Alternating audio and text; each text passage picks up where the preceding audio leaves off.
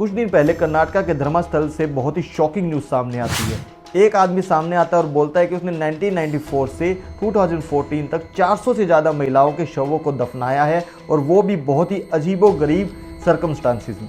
और इसके बाद इस केस की इन्वेस्टिगेशन के लिए एक एसआईटी टीम बनाई गई, और उसके बाद इस केस में बहुत ही शॉकिंग बातें सामने आई। होता क्या है कि 3 जुलाई 2025 को एक मास्क मैन सामने आता है और वो बोलता है कि उसने धर्मस्थल के अंदर 1994 से 2014 तक काम किया है एज ए सैनिटाइजेशन वर्कर। और उसका कहना था कि उसने नेत्रावती नदी के पास 400 से ज़्यादा महिलाओं और लड़कियों के शवों को दफनाया है, जिसमें से ज़्यादातर नाबालिग थी।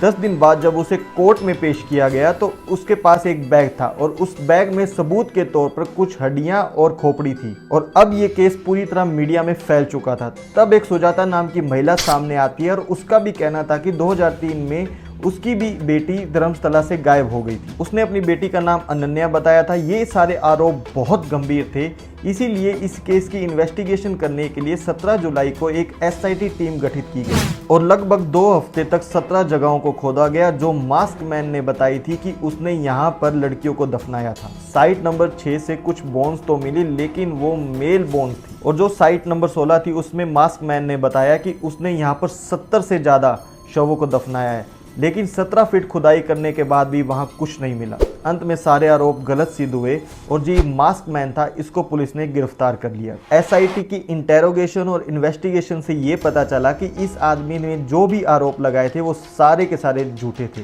और कुछ पैसों के लिए इसने ये सारे आरोप लगाए। इसके बाद एक और बात सामने आती है कि सुजाता भट्ट ने जो आरोप लगाए थे कि उसकी बेटी 2003 में गायब हो गई थी, एक्चुअल में उसकी कोई बेटी थी ही नहीं, और किसी प्रॉपर्टी के इशू के चक्कर में उसने ये सारे आरोप लगाए थे। इन शॉर्ट ये जो केस था धर्मस्थला से रिलेटेड, इसमें सारे आरोपों को साजिश बताया जा रहा है ताकि मंदिर की इमेज खराब हो सके।